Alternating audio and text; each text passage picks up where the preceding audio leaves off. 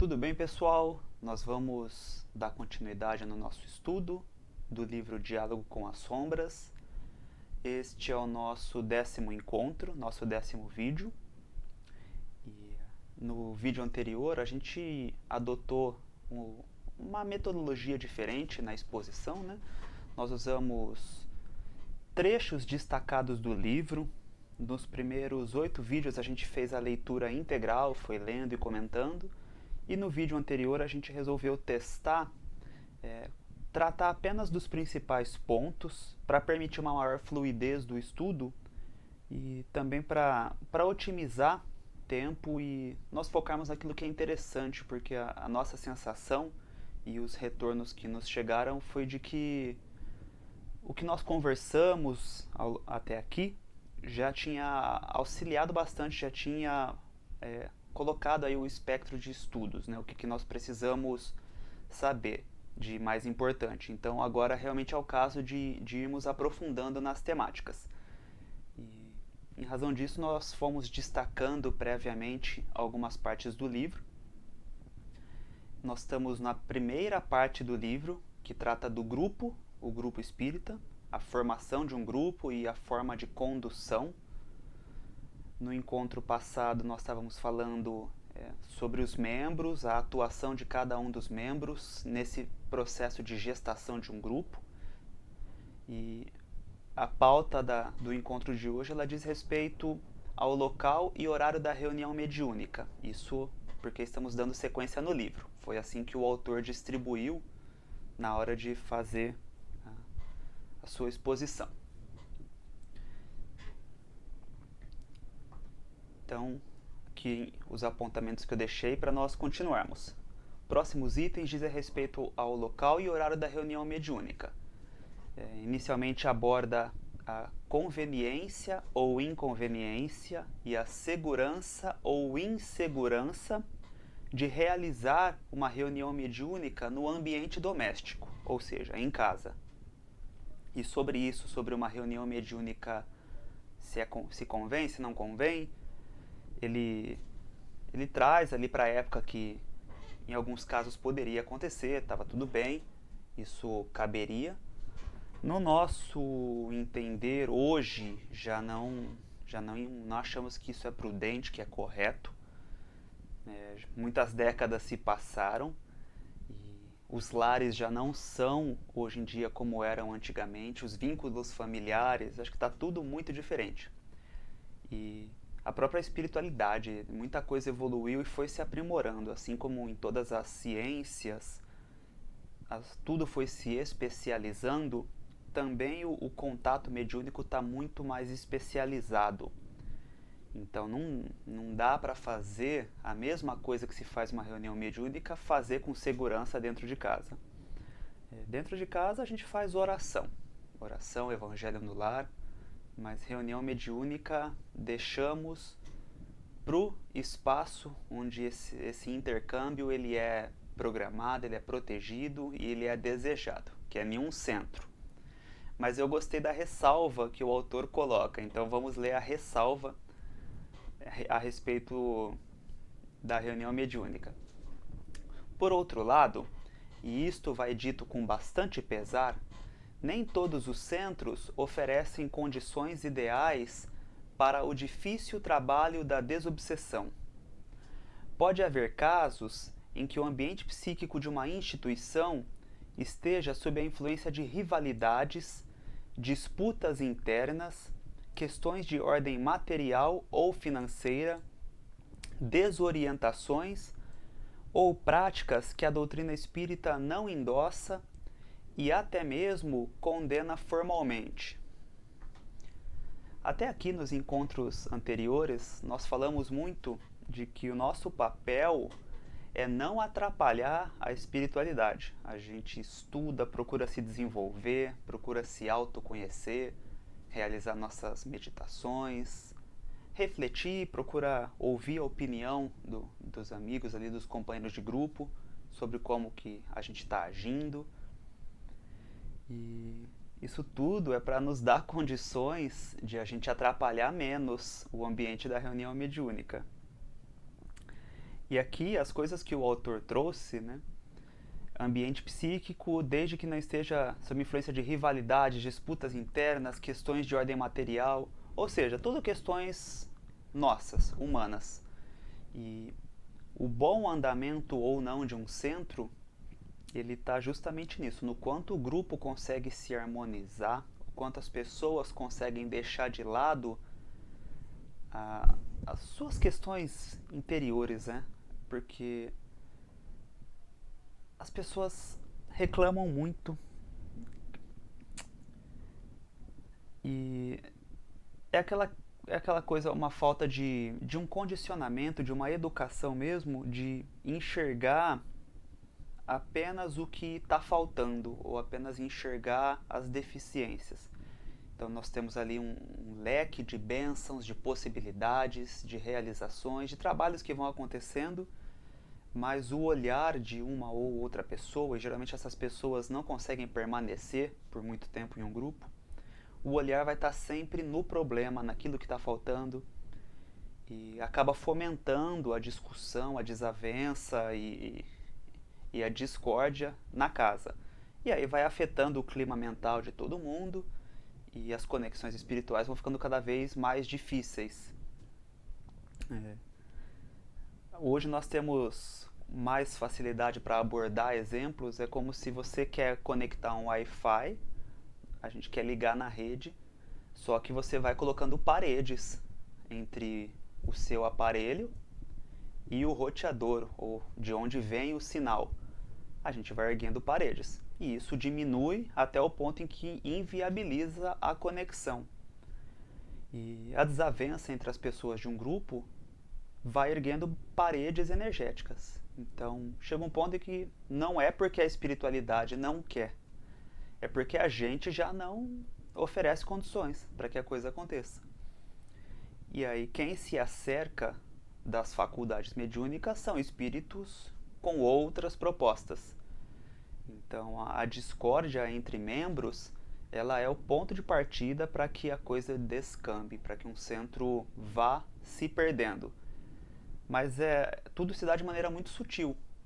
E ao longo dos anos nós tivemos alguns casos em que a gente observou claramente que uma ou outra pessoa começou a sofrer um assédio espiritual, começou a ser vítima de uma obsessão.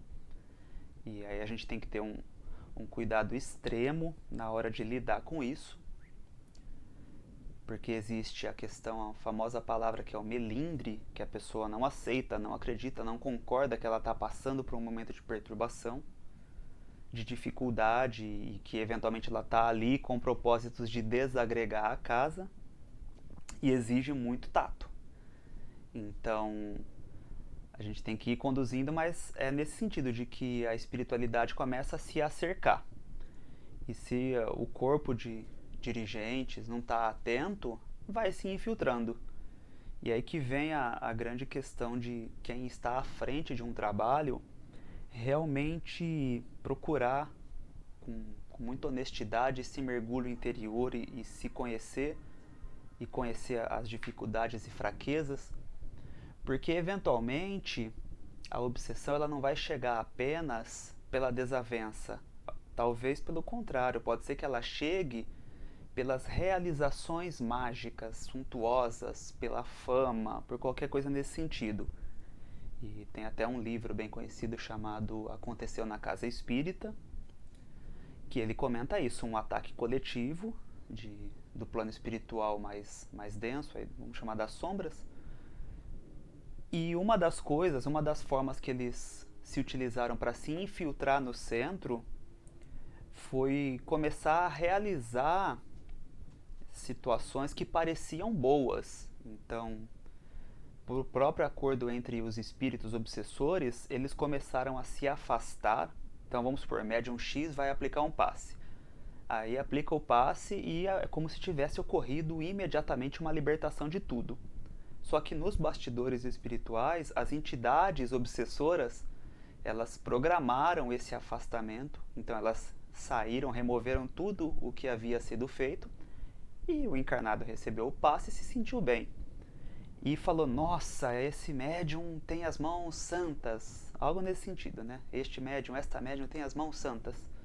E a pessoa, quem estava ali aplicando o passe, nossa, aquilo encheu, né? E a pessoa se encantou com o elogio, e os elogios começaram a ser recorrentes, porque os espíritos obsessores fizeram esse ajuste de irem se afastando justamente para cada vez mais a pessoa entrar num processo de cegueira e a própria casa começar a colocar esse passista, essa passista num pedestal. E aí, através dessa pessoa, começaram a acontecer coisas dentro da casa. Então é só para a gente ver as possibilidades que existem de queda. E, no fundo, uma casa espírita, o que acontece ali dentro de uma casa espírita é um reflexo, não deixa de ser diferente do que acontece conosco individualmente. As mesmas questões que podem nos desagregar, nos perturbar, que podem nos colocar num estado de arrogância, acontecem com uma casa. Muda que são mais pessoas, mas vai ter uma conotação. E a coisa tá em nós também, nós estamos sujeitos, começa em nós o problema. Então, achei importante aproveitar essa parte do livro para trazer esses comentários a respeito de como que as obsessões acontecem no ambiente de um centro espírita. E aqui a gente continua o texto justamente nisso. Os espíritos perturbadores poderão encontrar meios para neutralizar tarefas que se anunciam de início promissoras. Aqui é a técnica mais tradicional, que é o espírito enfrentar, ir para o combate. O que eu estava dizendo sobre colocar a médium no pedestal é o contrário, é uma estratégia de valorizar a arrogância, de estimular a arrogância das pessoas. Mas as duas coisas podem acontecer. A gente pode cair por não aguentar, por entrar nesse conflito, ou a gente pode cair pela vaidade. Então vamos lá, os espíritos perturbadores poderão encontrar meios para neutralizar tarefas que se anunciam de início promissoras. Não quer isso dizer que não haja proteção e amparo por parte dos espíritos bem intencionados que nos assistem. Mas, em todo relacionamento com o mundo espiritual, há sempre a parte que compete a nós realizar. Essa os espíritos não a farão por nós. Seria o mesmo que mandar os filhos à escola e fazer por eles todos os deveres. Isso é interessante, porque a nossa visão do espiritismo, especialmente hoje, nossa, muito de âmbito particular, tá? Mas isso se reflete também em alguns pensamentos ali no grupo que eu integro. É de que o centro, a possibilidade de participar de um grupo espírita, de reunião espírita, é um aprendizado para a vida fora do centro. Então nós estamos ali para colher ensinamentos, valores, exemplos, tanto para a gente saber qual pode ser o destino de uma alma após o desencarne, quanto para a gente realmente ir buscando a nossa reforma íntima. Então, o espiritismo, uma reunião mediúnica, a gente não pode ficar preso apenas no aspecto do contato com os espíritos. É claro que é fundamental. Só que a premissa é que qualquer coisa que aconteça seja um espelho, seja uma cartilha para a nossa evolução. Se a gente não evoluir de verdade, no sentido de se tornar mais gentil, mais ameno, mais humilde, mais compreensivo, de também desenvolver a disciplina, porém sem violência. Se a gente não desenvolver esse amor com inteligência, não desenvolver a fé raciocinada que se reflete em todos os âmbitos, não há razão, não vejo frutos numa reunião mediúnica. A coisa tende a descambar pro muito ou vulgar ou assim desvalorizando o tempo. E é até interessante a última mensagem que eu estava lendo do livro Vozes do Grande Além, que ele é de psicografia, aliás, ele é de psicofonia do Chico Xavier. O Chico recebia muitas mensagens, tanto de espíritos amigos, quanto de espíritos que passaram processos de sofrimento e eles vinham contar o que aconteceu com eles na hora do desencarne. E esse livro traz aí muitas dessas mensagens, e uma delas era de um espírita, que ele ressalta justamente isso, de não adianta só trabalhar, só fazer as coisas por fora, não adianta só frequentar um centro espírita se nós não fizermos o trabalho interior, o trabalho que nos cabe na nossa evolução. E ele comenta a quantidade de espíritas que chegam do outro lado com remorso, porque não aproveitou. Achou que o conteúdo espírita ele era para os outros. Então essa situação de eu vou estudar, eu vou aprender, eu vou fazer aqui esse estudo, eu vou fazer o nosso curso porque eu quero doutrinar espíritos, porque eu quero dialogar. Então eu quero sempre ajudar o outro, como se eu tivesse na condição boa e o outro na condição ruim. Já é uma arrogância inicial. Mas no fundo não enxerga que o principal necessitado somos nós mesmos, né? Então esse ponto de partida dentro do Espiritismo ele é muito importante. Eu vejo o Espiritismo como também uma doutrina, uma corrente de busca espiritual, de espiritualidade interior. Então, se não for para a gente desenvolver a espiritualidade, com certeza nós vamos estar criando essa situação mental do remorso futuramente, porque a gente vai ver o tanto de possibilidades que tinha para se melhorar e não fez. Então, como eu presumo que eu estou conversando aqui com espíritas, é esse o chamado que nos vem por várias linhas, por várias obras, de que a gente tem que fazer a reforma íntima. E o centro ele é uma amostra e é uma escola para o nosso aprendizado. E o maior doente de um centro espírita é você mesmo. Então, acho que se a gente tocar a nossa caminhada num centro desta forma, a chance de a gente cair numa obsessão é muito pequena.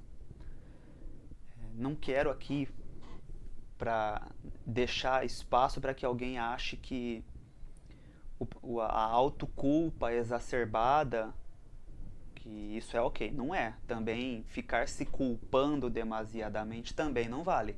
Na verdade, ficar se culpando já é brecha para outros problemas. A culpa, ela emerge de nós quando nós tomamos consciência de que fizemos algo errado, mas o Espiritismo, ele nos coloca que a culpa, beleza, sentiu, ok, mas nós temos que partir ali para o arrependimento, que é algo mais profundo, que já é a gente consolidar ideias e refletir sobre o que aconteceu, e em seguida a reparação. E essa reparação nós realizamos aí com a caridade e procurando neutralizar os efeitos da nossa ação, e pode ser para com a pessoa ou para com o espírito que sofreu a nossa agressão, que sofreu com a nossa conduta, ou pode ser perante a coletividade, conforme o caso. O importante é que nós consigamos nos renovar e trabalhar esse processo mental para que a culpa não fique, para que a gente consiga usar a culpa como combustível para esse reajuste e essa reparação perante todos e perante a lei divina, a lei kármica, como muito se diz. Então, vamos mais um tópico que foi pensado do livro. O que garante a estabilidade de um bom grupo mediúnico não é a sua localização física, geográfica, é o equilíbrio psíquico, emocional daqueles que o compõem. Então vamos lá. Como a gente havia dito, um centro, na hora que as pessoas se reúnem, as correntes que estão ali, é como se a gente formasse um indivíduo, né? Se um espírito de fora olhasse ali a coisa acontecendo, dependendo dos olhos, ia ver um tipo de de força acontecendo. Lógico que existem várias correntes que trabalham, que estão se interpenetrando, que estão acontecendo ao mesmo tempo, mas é como se fosse uma entidade. Então, a afinidade e o ajuste ali de emoções entre as pessoas é fundamental para que a reunião aconteça com força mesmo, com potência.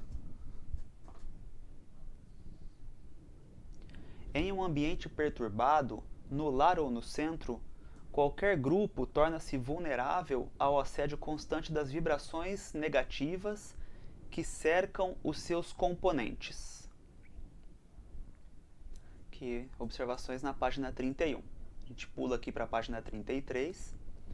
Com frequência, os espíritos nos demonstram, depois, no decorrer dos trabalhos, que se achavam presentes à conversação prévia.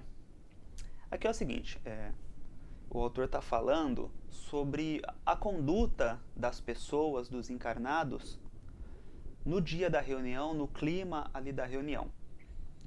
Então, está falando que,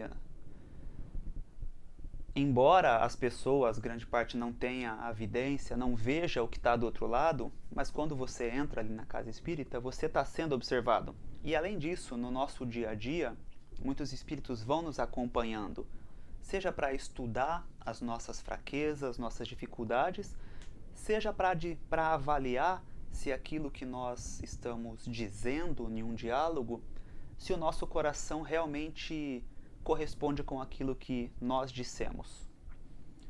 Então, nós somos acompanhados, nós somos monitorados dentro e fora do centro. E isso não é para aterrorizar ninguém, é só para chamar a atenção para a nossa responsabilidade. Então vamos lá, os espíritos demonstram no decorrer dos trabalhos que se achavam presentes à conversação prévia. Sempre que a conversa descamba para assuntos menos nobres, eles fazem uma advertência amiga, pedindo que fiquemos nos temas doutrinário ou pelo menos conversa neutra. Uma coisa é fato, ainda que não venha essa advertência diretamente do plano espiritual, quem está ali vibrando mais e cuidando das correntes sente que a maré agita, e a gente quer algo estável para permitir uma boa conexão. Quanto mais nós conseguimos manter o clima ali de tranquilidade e de propósito de elevação, mais fácil, mais equilibrada a reunião. E nós temos que pensar assim também, cada pessoa do grupo é um emissor, é uma estação de rádio ali, está emitindo, está recebendo. E ainda que a espiritualidade faça tudo o que é preciso para atenuar a perturbação, quais frutos você, dizendo assim, você, genericamente, a pessoa que está com a conversação solta e outros propósitos que não sejam os do centro, o quanto isso não vai atrapalhar a absorção dos conteúdos espirituais. Então, ali é momento de a gente trazer para dentro, de aprender. Então, a gente traz para dentro e procura realimentar nas vibrações o clima de elevação. Se nós só ficamos falando, se a gente está o tempo inteiro para fora, dificulta muito que a coisa entre, que as energias entrem, que as ideias cheguem.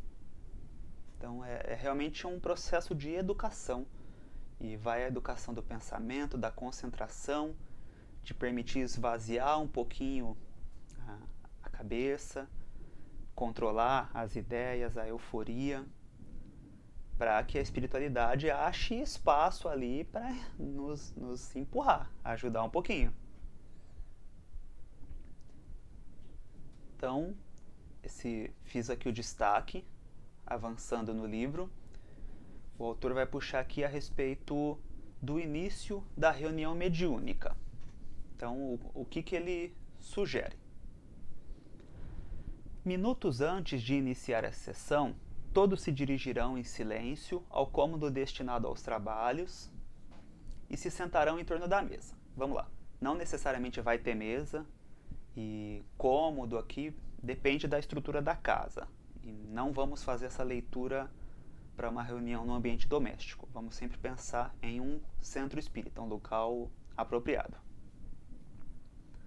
Então todos se sentarão, se colocarão em concentração, à disposição da espiritualidade, deixando que a espiritualidade produza, que nós aprendamos com a espiritualidade, que a gente interfira o menos possível com nossas agitações, nossas paixões, nossa ansiedade.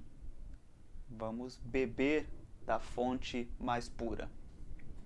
Então, aqui, aquietam-se as mentes, tranquilizam-se os corações, desligam-se das preocupações do dia, relaxam os músculos e todos se predispõem ao trabalho. Isso aqui é realmente perfeito. A gente está atuando, a gente está olhando aqui para o campo da mente, do coração e também o corpo físico, porque é um intercâmbio. Todos os corpos ali, eles estão permutando sensações, energias. Então nós temos que fazer esse exercício amplo de relaxamento, uma respiração profunda e tranquila, oxigenar todo o corpo e relaxando a musculatura. É um aprendizado, é um exercício também. Hoje em dia, em especial, é muito difícil relaxar. Existe muita dificuldade, porque nós somos o tempo inteiro impulsionados e estimulados a agir, a falar, a fazer. E é difícil encontrar esse espaço em que nós conseguimos respirar, soltar nossas tensões, identificar onde estão nossas tensões, aonde que está pegando a ansiedade, o sentimento, a tristeza, enfim, seja o que for. Não tem problema, todo mundo sente, todo mundo passa por dificuldades, mas nós precisamos reconhecer que a dificuldade existe para auxiliar a desatar os nossos nós, a resolver esses conflitos, esses problemas, e a própria espiritualidade fazer ali o trabalho que ela precisa, isolando a nossa perturbação de uma maneira mais direcionada. Então a gente tem que ser parceiro da espiritualidade, e ela está trabalhando com equipamentos bastante imperfeitos, com encarnados aqui espíritos bem iniciantes. Então vamos ajudar, vamos receber com carinho e vamos manter essa sede, essa curiosidade da criança de aprender, de realmente estar junto ali e introjetar os valores. Seguindo aqui no texto, com relação à distribuição do pessoal em torno da mesa, vou ler, mas não necessariamente haverá mesa.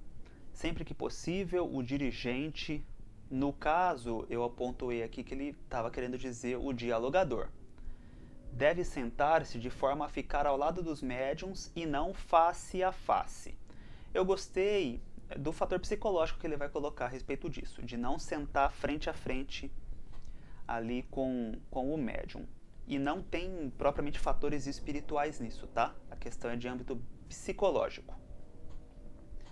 Este conselho é ditado pela boa técnica de reuniões profanas, que recomenda que duas ou mais pessoas que vão debater um assunto não devem defrontar-se para não exacerbar o antagonismo. A reunião é puramente subjetiva, a razão disso de não sentar frente a frente é puramente subjetiva e psicológica. Aí ele explica. É mais fácil a qualquer um de nós alcançar o entendimento com uma pessoa ao nosso lado do que se ela estiver diante de nós. A posição frente a frente parece levantar em nós os resíduos e os depósitos acumulados pelos milênios em que enfrentávamos nossos adversários em lutas pela sobrevivência.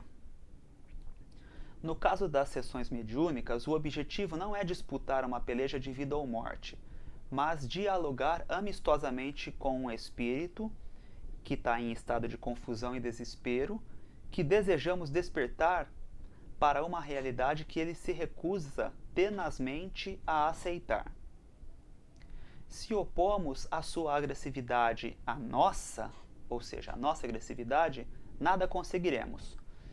tudo deve ser feito, pois, para eliminar qualquer empecilho que possa existir entre o comunicante e o doutrinador. Nós temos que enxergar aqui nas palavras do autor que ele está falando com o público em geral. Então, para quem já tem uma ampla vivência, essa situação de sentar frente a frente não vai ser relevante, não vai sentir diferença, porque você se coloca diante do Espírito e já está ali cultivando o amor.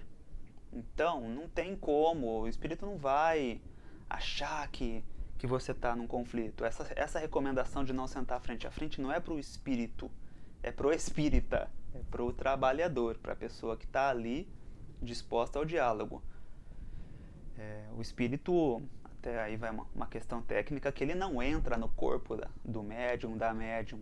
O perispírito dele não vai estar ali exatamente na mesma situação. Então, essa recomendação é para nós, para que a gente não acione um atavismo, aí uma herança psicológica do nosso primeiro andar da casa mental.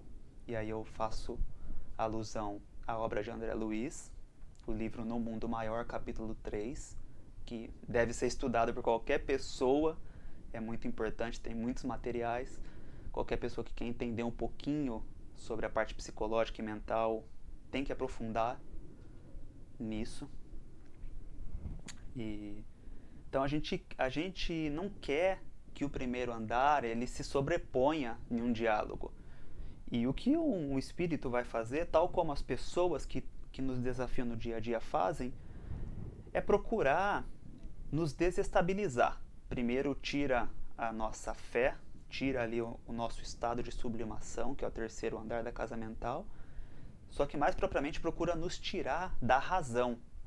Então procura embaralhar os pensamentos e dificultar, e as agressões parece que elas vão direto assim e tocam ali na nossa herança primitiva, no primeiro andar da casa mental, que faz acordar em nós ali aquela força que a maioria recebe e se sente empoderada, né, com a violência, muito comum ali, uma situação de virilidade. Isso no dia a dia é muito corriqueiro. E em um diálogo, muitos espíritos vão vir nos tratando dessa forma.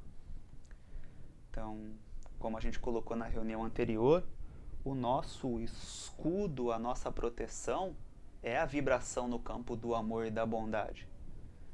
E é um exercício. Eu digo assim, é muito mais fácil ouvir essas agressões de um espírito do que de um espírita ou de um encarnado qualquer, mas de alguém que está aqui na nossa convivência material, no corpo físico. A gente sabe quem está, os espíritos estão ali, eles estão prontos para nos ofender, nos desestabilizar, mas no dia a dia nem sempre é assim. E mesmo quando a gente sabe que a pessoa quer nos tirar do sério, muitas vezes a gente vai e entra com gosto, né? A gente realmente perde a linha com prazer. Então, treino é um desafio. E aí o que eu acho, né, bacana aqui a sugestão, especialmente para quem está no processo mais inicial, é usar todos os recursos possíveis para desarmar esses sistemas que nós temos de violência, de agressão, de desequilíbrio. Então, são muletas, são dicas, sugestões para que a coisa gire da melhor forma possível. Agora, isso aqui não pode ser encarado como um dogma efetivo. Isso não pode ser encarado como uma regra e começar a adotar que tem que ser assim. Não, tem que amar e estar preparado com a razão lúcida ali para o diálogo. É isso.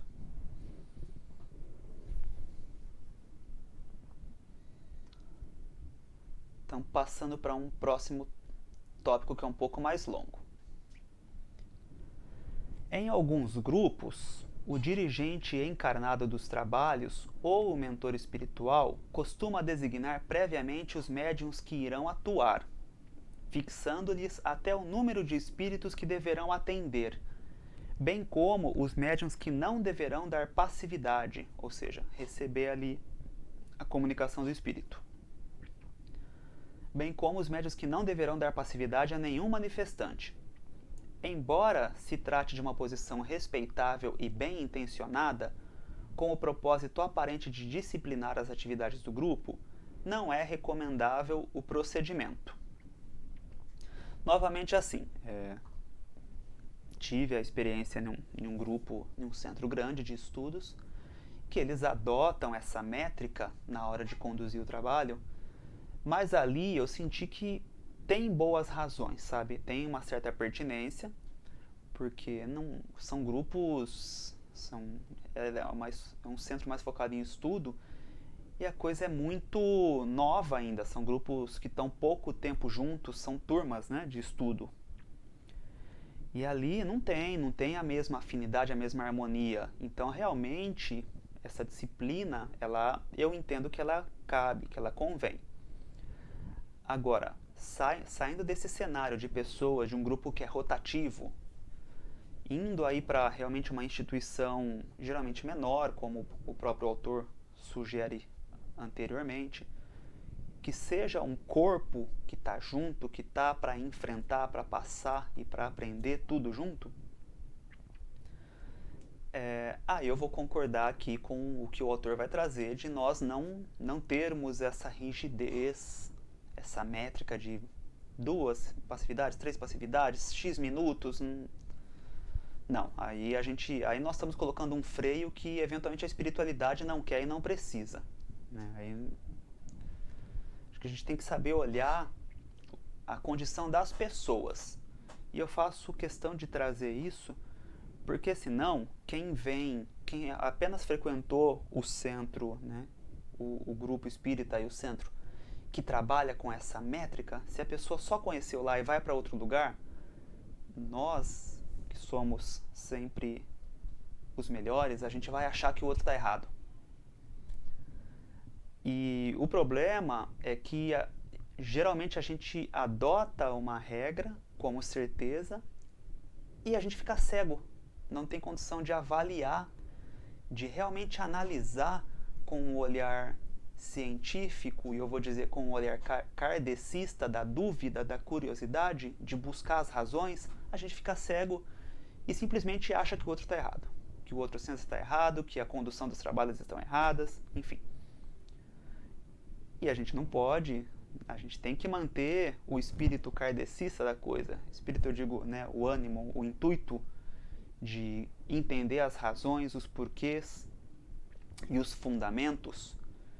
Então, se a gente adota uma postura verdadeiramente kardecista, é muito difícil sair julgando as pessoas, os grupos, as situações. Cada vez mais você olha, analisa, a gente começa a pensar nas razões e fala, nossa, tem muita coisa por trás. Então, não cabe, sabe? Não cabe essa coisa que a gente está acostumado com a internet de leu a manchete, sai e comenta tudo. É ao contrário, a gente tem que ler muito, tem que se informar muito para tecer poucos comentários, para não correr o risco de errar muito. Então, quanto mais a gente for com esse coração, com a cabeça aberta para entender as diferenças de cada reunião, de cada grupo e tentar analisar realmente a intenção das pessoas que estão ali, com certeza a chance de a gente dar certo em um centro é muito maior. Então, a gente tem que fluir. Novamente eu vou trazer uma palavra-chave da corrente oriental, que é a impermanência. Os grupos mudam, as pessoas mudam e nós mudamos. Então vamos respeitar, vamos observar. Todas as coisas são diferentes. A diferença ela é uma lei divina, a própria criação, né? Múltiplas, infinitas espécies aí, todos nós somos diferentes uns dos outros. Então querer que as coisas sejam iguais ao que nós achamos que é certo é muita arrogância, é o orgulho muito exacerbado. E aí a gente tira a participação de Deus e a gente acha que nós nos colocamos como deuses, a gente passa a ditar regras. Então vai ter bastante coisa para se pensar a partir disso. Daria para fazer um comentário muito longo, mas acho que já para nossa parte aqui tá bom. Então, o autor falando que ele não concorda com essa coisa de designar previamente os médiums e a quantidade de comunicações. Continua aqui. Procurarei apresentar as razões. A designação prévia do médium pode criar neste uma expectativa e até certa ansiedade que o leve a forçar uma comunicação e até mesmo levá-lo ao fenômeno do animismo, se não estiver bem preparado para a sua tarefa e habituado ao exercício da mediunidade vigilante. Interessante, concordo também que existe essa possibilidade. A gente cria expectativa, projeta e está sujeito a uma comunicação anímica. Também concordo. Não convém correr esse risco, pois nem todos os grupos estariam preparados para identificar a dificuldade e corrigi-la. Por outro lado, não conhecemos com precisão o planejamento realizado no mundo espiritual. Vamos ressaltar. A matriz da reunião mediúnica, de onde tudo parte, é a espiritualidade. Então, para a dirigente estar efetivamente sintonizado e antever todos os possíveis cenários de uma reunião, a ponto de designar X espíritos para você, X para você, hoje não, você sim. Honestamente, é improvável. É muito difícil. Lógico, a espiritualidade vai tentar ser parceira dos encarnados quando essa métrica for adotada. Só que nós temos que lembrar que a proposta é que nós sejamos parceiros da espiritualidade. O planejamento está lá. A gente liga as antenas, abre o coração e vamos ver o que eles programaram para hoje.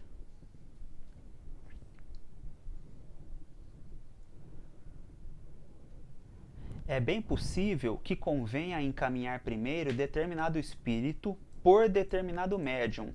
E se, por desconhecimento, designamos outro médium, altera-se a sequência do trabalho programado, o que acarretará adaptações de última hora, que vão sobrecarregar os companheiros desencarnados. Ou seja, é o que a gente falava, nessa situação de o dirigente encarnado querer ditar toda a condução, nós criamos problema para o outro lado. E aqui vem uma coisa muito legal que eu sempre observo nos trabalhos. É que os espíritos a serem tratados encontram-se ali no ambiente e muitas vezes, depois de presenciarem um atendimento particularmente dramático ou tocante, o próximo companheiro, ou seja, o próximo espírito, já vem predisposto e mais receptivo à doutrinação, ao diálogo. Os mentores do grupo conhecem bem esse mecanismo e sabem melhor como dispor as manifestações. Isso realmente é bem observado por nós nos trabalhos, que a coisa vai sendo costurada na espiritualidade. E existe sempre muito corriqueiramente existe essa afinidade, esse desdobramento de um diálogo que acontece aqui, outro que acontece em seguida. Às vezes são questões diretamente ligadas e às vezes não, porém o que foi dito no primeiro diálogo, as energias que foram mobilizadas, elas já serviram de nutriente, de auxílio para o segundo diálogo e assim por diante. A coisa vai acontecendo de uma maneira ordenada. E quem tem plenas condições de saber a ordem disso, como isso tem que acontecer, é a espiritualidade. Então, novamente, a gente está aqui para atrapalhar o menos possível. Então, esse comentário, essa parte do livro, a gente terminou. E aqui vai para o tópico dos comentários finais da reunião. Há sempre o que comentar após uma sessão mediúnica. É preciso, no entanto, que tais comentários obedeçam a uma disciplina para que possam ser úteis a todos. É que, usualmente, os espíritos atendidos ainda permanecem por algum tempo no recinto. seria desastroso que um comentário descaridoso fosse feito em total dissonância com as palavras de amor fraterno que há pouco foram ditas pelo dirigente ou dialogador durante a doutrinação, durante o diálogo. Vamos lá, um recorte rápido. Não é porque nós consideramos aqui no plano físico que a reunião acabou, que do outro lado passou imediatamente o pano ali, passou uma vassoura e tudo foi desligado. Não é assim. As conexões ainda estão, tem coisas que continuam reverberando, e esses comentários, eles realmente podem ali ser observados, podem ser sentidos pelos espíritos. E honestamente, o autor aqui fala sobre desastroso, né? É triste, é realmente muito triste. Só que é o que no dia a dia de encarnados muitas vezes a gente faz. Nós temos ali um contato com alguém, a gente conversa, e a hora que essa pessoa sai, nós pegamos e logo já viramos pro lado e falamos tudo que tem de ruim da outra pessoa. O problema é que a gente leva esse hábito nocivo para dentro do centro. Então o espírito, entre aspas, foi embora, aparentemente não está mais ali, e a gente vai, fala o que tem que falar. Nossa, mas você viu o que ele fez? Por isso que está pagando. Então a língua afiada já entra em ação, né? E, de novo, achar que nós estamos sempre certos, que nós somos melhores, né? Provavelmente é isso que nos leva a ficar o tempo inteiro condenando as ações alheias. Os manifestantes, no estado de confusão mental em que se encontram, tudo fazem para permanecer como estão. Da mesma forma que nós temos dificuldade de nos melhorar, os espíritos também, porque eles são, né, pessoas sem corpo, basicamente. Então, se a gente dá argumentos, se nós deixamos de ter esse carinho, se é feito um comentário triste, prejudicial, de alguma forma, julgando, pronto, todo o trabalho que foi feito ali a gente pode jogar por terra. E aqui sobre os espíritos comunicantes. Embora inconscientemente desejem ser convencidos da verdade, lutam desesperadamente para continuar a crer ou descrer naquilo que lhes parece indicado. Se percebem que toda aquela atitude de respeito, recolhimento e carinho é insincera, ou seja, falsa, dificilmente poderão ser ajudados em outra vez. Então, tem espíritos que já passaram por diversas casas, já foram recebidos, mas até então não foram acolhidos, não conseguiram ter o seu processo de reajuste, essa primeira etapa aí da renovação. E essa conduta que deixa marcas ali no espírito, ela pode ser extremamente prejudicial, sabe-se lá se por décadas ou séculos, e agravar a desavença que já existe, a descrença ou desavença que já existe com as casas espirituais, né? Com as casas de acolhimento de espíritos. Então a nossa responsabilidade é muito grande sobre as ranhuras que nós vamos deixar ali no coração e na mente daquele espírito. Então, novamente para chamar a nossa atenção. Comentários, eles sempre vão existir, fazem parte e são importantes para o nosso desenvolvimento, para o nosso crescimento. Agora, ao invés de acusar, de apontar o dedo e de julgar o espírito, a grande questão é: será que nós, naquela situação, não teríamos feito igual ou pior? Então, é um exercício de aguçar, de abrir os ouvidos para realmente deixar a mensagem entrar e ver se nós seríamos diferentes daquilo. Então, acho que as nossas conversas, elas têm que direcionar cada vez mais nesse sentido, de absorver o conteúdo da comunicação para fazer essa autoanálise. E eu já vinha refletindo sobre isso ao longo da semana. E o que nós lemos aqui, ele vem muito ao encontro dessas reflexões. E é constante, é muito difícil a gente se vigiar e o grupo inteiro manter esse mesmo propósito. É bastante complicado. Mas é exercitando, é refletindo acerca disso.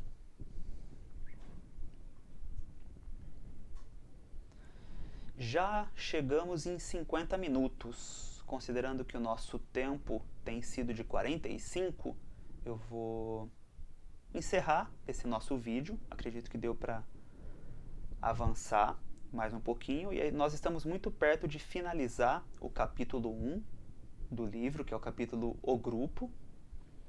E no segundo capítulo, aí sim começam os perfis de tanto pessoas que compõem o grupo, quanto espíritos que se comunicam em uma reunião mediúnica. Então, são tópicos menores dentro do capítulo 2, e acredito que, em muitos casos, a gente vai conseguir trabalhar um tópico por vídeo. Só realmente esse começo, que o autor fez um capítulo muito longo, e acabou demandando da gente um trabalho mais profundo, mais largo, só que penso que muito importante. Então, vou finalizando esse vídeo, agradecendo quem acompanhou, quem nos ouviu, quem compartilhou dessas reflexões que aconteceram em mim, que foram trazidas para nós. E fica o convite para quem desejar acessar, realizar as práticas de meditação que estão disponíveis aqui no canal do YouTube também, sempre muito importantes para o nosso desenvolvimento. E fica o desejo de nós conseguirmos prosseguir no nosso estudo, nas nossas reflexões e colhermos os frutos dessa leitura, do nosso tempo que a gente está aqui dedicando junto. E agradeço imensamente a companhia, o carinho, e nos vemos no nosso próximo vídeo, se Deus permitir.